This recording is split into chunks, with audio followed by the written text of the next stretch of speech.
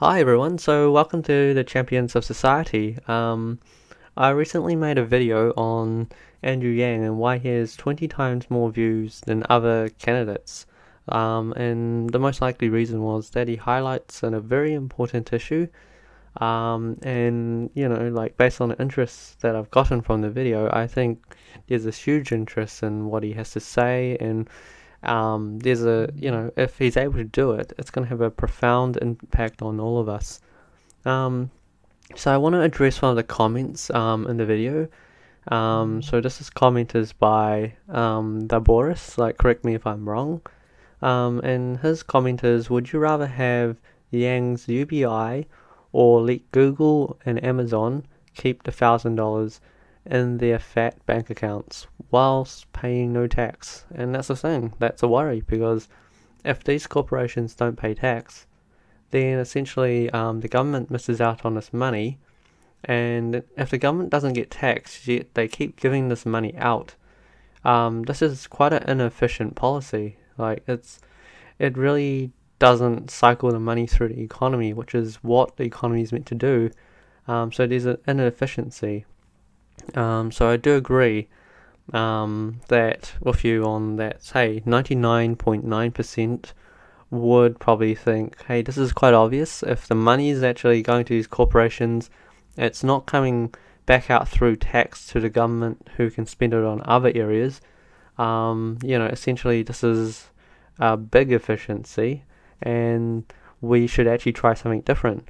Like, in terms of economics, like this is called the trickle down effect, where you give the corporations the money, you hope, essentially they do hire more people. Like, I do have to highlight that issue. They do some good in terms of hiring more people. And we need those jobs in the economy that keeps things going. And that's the whole thinking process, that these companies are going to use the extra money that they get to hire more people, do more research and development, which they do. But there's only so much research and development and hiring that a company is going to do before their operating model doesn't actually need it. And especially technology companies that have this like vast, scale that they can, basically put in, because they can have like these large conveyor belts of machines basically doing the work. So in a sense, it actually, you're giving these companies money to actually further improve automation, which further puts people out of jobs. So then again, you think about it, and it's actually not working for the people. You're basically working for the corporations to further improve the corporations. And going back to the whole trickle down effect, like, they do create jobs, but only a certain amount of jobs, and then the rest of it goes to shareholders. Like, I don't blame shareholders. Like, that's the whole idea of capitalism. You invest in companies, you hope the company gives you a return, and you've taken risks on that. So in a sense, that there is some justification. But I just hope these companies just have a bit more corporate responsibility for society, that they actually do pay tax. But over time, these companies have thought, let's just hoard it for ourselves, pay as least tax as possible, and it's, in a sense, it creates a very inefficient model. So in that sense, trickle down doesn't really work, because it never trickles down, and anything that trickles down is bare minimum.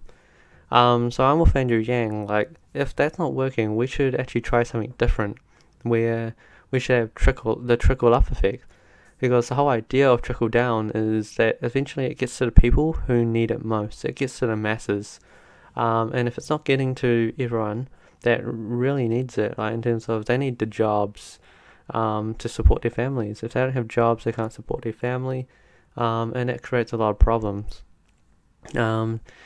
So, like, in a sense, like, if you do the trickle up effect, where you give the people the money, it's going to be spent. Like, some of it's going to be recklessly spent, I know that. Like, we can all agree. And someone's going to highlight that and someone's going to go and spend this as recklessly as possible. So why give them the money? But the thing is, no matter what you do, there's always going to be a small percentage of a bad outcome. But the thing is, it's looking at the highlight and going, a large proportion of people are actually going to really benefit off this, and it's the large amount that actually make it worth it. It kind of reminds me of the gun law situation. They're like, if you ban guns, you can save a life. Would you do it?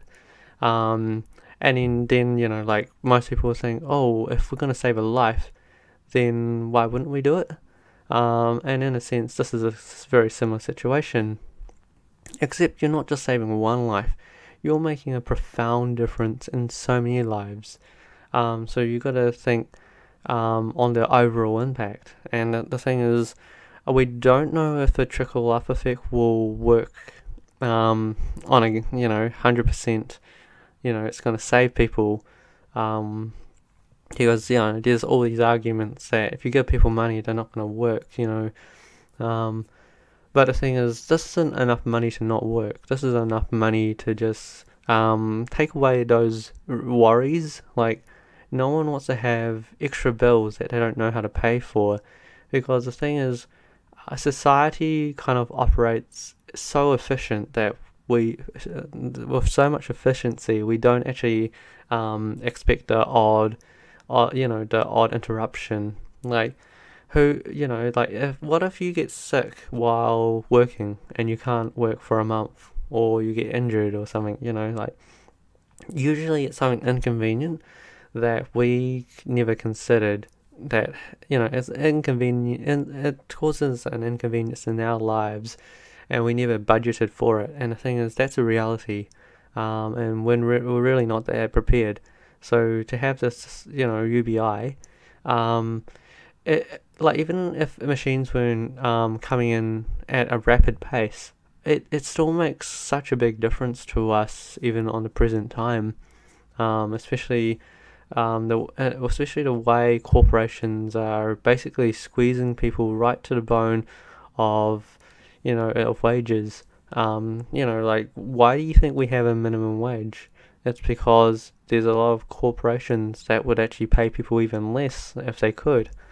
So it's one of those situations, like, we want to help people in bad situations, and there is going to be a little percentage that will abuse it, but it's about helping everyone. Like, if it's like saying, if you could lift all these people out of poverty, or you can actually help a family feed their children in better ways, or help people achieve their dreams. Like, the one big thing in society is that especially with technology improving and all that, and more social media just filling our lives, we're actually heading towards situations where we're going to be heavily mentally affected, if not us, the next generation, and there's not much to actually help us. Like, we are getting suffocated by the noise of technology, because we can't move anywhere without our lives being interrupted. And it's nice to be able to have that extra freedom. Like, if you had an extra $1,000, you could say, okay, I need like some time off. Like, I saved up all the money I collected from that freedom dividend, and now I'm just going to take 3 months off for myself because I really need it, or I'm going to really let someone know the truth, like, let someone know how I really feel, and it's not going to be pretty or something. So before that person explodes into through all this pressure, or someone literally they don't explode, they just decay. Like, that's even, like, I don't know what's better or worse. Like, it's society being really badly affected, and we can do something about it, and solutions are quite obvious, but people don't see that, and this is why we have to highlight these issues. Because if we don't help, say, Andrew Yang get into power, well, let's not call it power, let's say if we don't help him get into a good sitting, like, in terms of like, I don't know if he'll be president, but I know that if people push like Andrew Yang to a point where he has such a high popularity, that the next guy is actually gonna look at Andrew Yang and go, oh, why are you so popular? And then they'll go, oh, because you're offering UBI. So why don't, if I get into power, why don't I offer UBI? Or, we'll have enough of the population that's actually well educated on what UBI is, and essentially they can push for all the politicians that are governing right now to actually do something about it. Like, this isn't just an election thing. This is like this is a broader kind of idea that we sooner or later need to put in.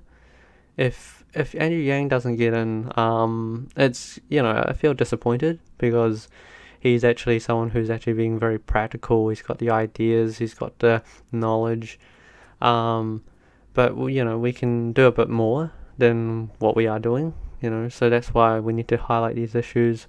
We need to let people know what this is going to do. So, like, again, I thank you for your comment, and I thoroughly agree. We need to give Andrew Yang the chance to have the power to affect this UBI. And even if he doesn't get there, like, he's gonna make such a he's going to make these headlines later on when his popularity just keeps rising and people start questioning why. And then once people look at UBI and think, like, firstly, people look at UBI and think this is just a handout and it does nothing to improve society. And then they're going to look further, and then they're going to go, actually, UBI is actually more brilliant than I thought it would be. So actually, I'm going to start supporting him or the idea of UBI. And that's the thing, we need to at least get the education of what UBI is to people, so that we can create that impact and help people transition, especially with a lot of jobs on the line. So I thoroughly agree, and I definitely say 99.9% of people would say it's obvious. And if it's that obvious, we need to make it happen. So once again, thanks everyone for your time. Leave further comments. I'm very open to doing more videos and talking more about this, because I definitely think this is a topic that I'm thoroughly interested in, and a lot of people are too. Alright, so until next